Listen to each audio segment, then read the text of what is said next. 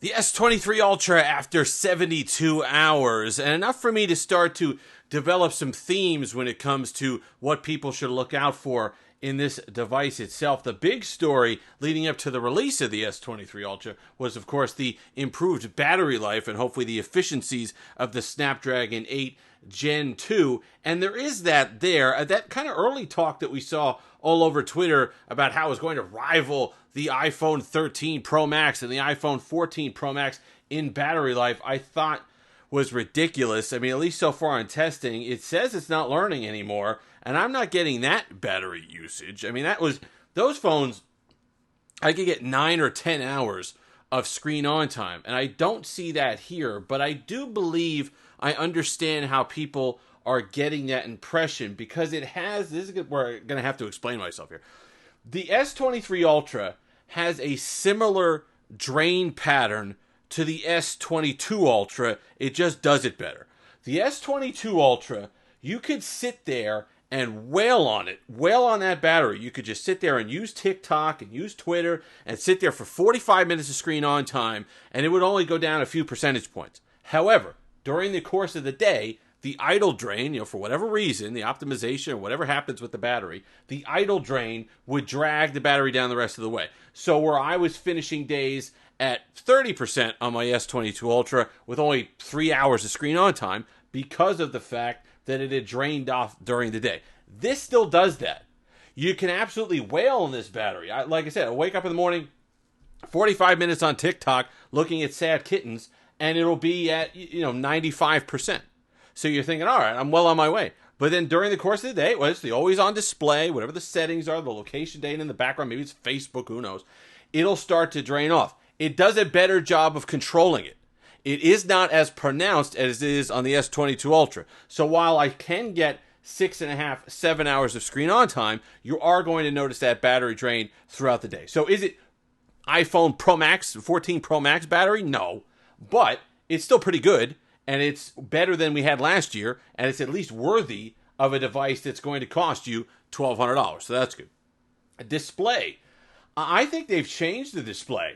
I'm going to do this in the comparison with the S22 Ultra, but the colors are a bit muted on the S23 Ultra display. I don't know what kind of variation, and Samsung's usually pretty good with this because of their quality control, because they develop and you do the panels themselves. There's usually not a lot of give between the color temperatures of the different phones. This one, I don't think it's a color temperature issue, and I've checked the settings. Have it on Vivid, that's what it comes on.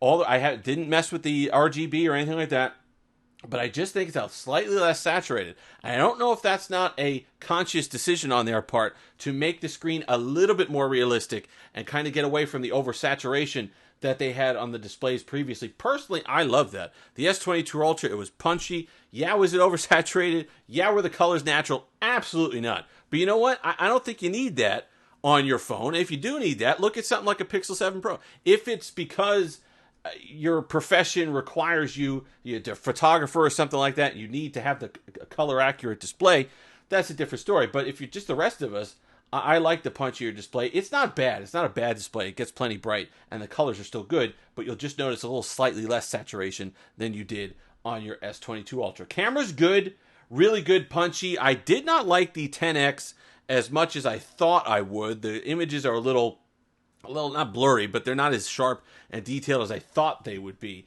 on there. But that's going to be for the full review, but I'll throw up a couple of the images here. Pretty good and sharp overall. Performance is the one thing that I didn't think I would notice a whole heck of a lot of difference on, and I actually do. Performance on this phone is silky smooth, and the one that people are focused on the most, and rightfully so, Twitter.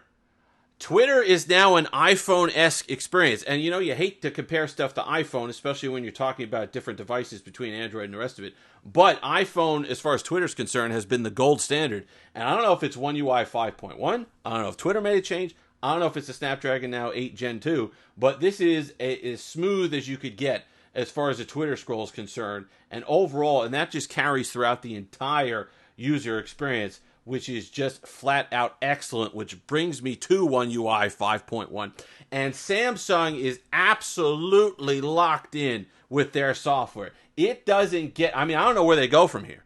And I'm not trying to fanboy it at all, but Google used to be at the top of their game with software. The design, the performance, the experience, One UI is the top of the game as far as Android's concerned. Super, I just love the way they do it.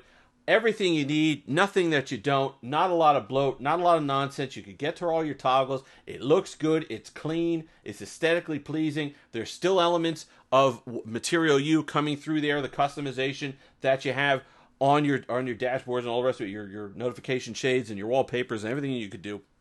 This is certainly something that you're going to enjoy, and the software experience across several generations now of Samsung devices has been absolutely spot on. The build is great. We went over this a little bit in the unboxings and first impressions. Love the squared off design. Just love the way that the squared off design lends itself to the design of the back of the device, if we could kind of see that there. It's great to hold in the hand. Overall, it's just a really premium looking device, as it should be for $1,200. That's how we have to kind of frame this. Everything that we talk about and we praise, understand we're praising it because we should be praising it. We better be praising it at this price tag. So that's something that you'll absolutely know, and there is a difference there between the S22 Ultra. The bottom line is this is an enthusiast device, and this is something that I could talk about. I can absolutely love this device as an enthusiast and someone who does videos on YouTube and someone who will use this device. I wouldn't even say to the fullest, but I'll get good use out of it. But I could also love it and not recommend it to people. I don't think those are mutually exclusive positions, because this phone is excellent. It's everything that you'd want in a device. It should be for that money. But unless you're going to really tax this thing, or you're somebody that goes on payments and you're just paying your $35 a month, you don't care, you've been paying $35 a month since they've initiated the financing of the phones through your carrier. It doesn't make a difference. Get the biggest bang for your buck, absolutely. Or if you're somebody who just needs the best of the best, what's the camera, what's the periscope zoom, the S Pen, unless you need something feature specific to this device, then the worth there, the value there really gets tougher. But that's not for a lack of how excellent the S23 Ultra is.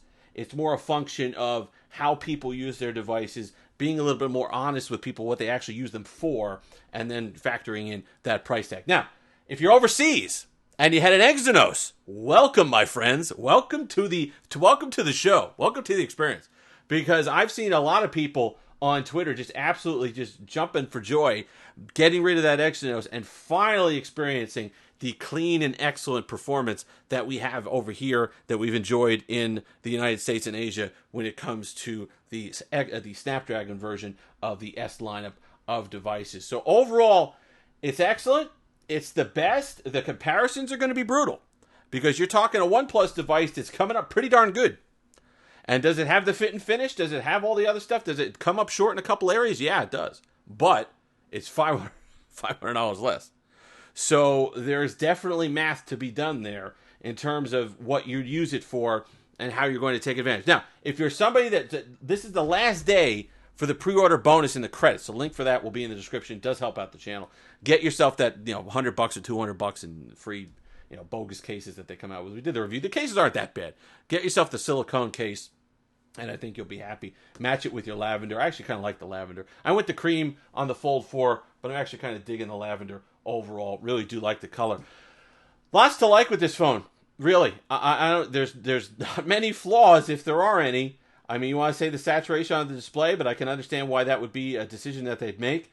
But overall, the performance of it, and just going back and forth on it, daily use, and with the improved battery life. Is it a battery beast? I'm going to stop short of saying it's a battery beast. However, I do think it's better, and it's at least worthy of the battery and the price tag, so you can get that kind of all-day experience that we most certainly did not get last year with the S22 Ultra. If you've made it this far, like, comment, subscribe. Of course, full review coming on this. We're going to have a video on the OnePlus tomorrow, OnePlus 11 tomorrow. Bunch of videos coming up. I'm going to be spamming your sub boxes. But if you've made it this far, like, comment, subscribe. Like I said, until next time, have that Steve-licious day.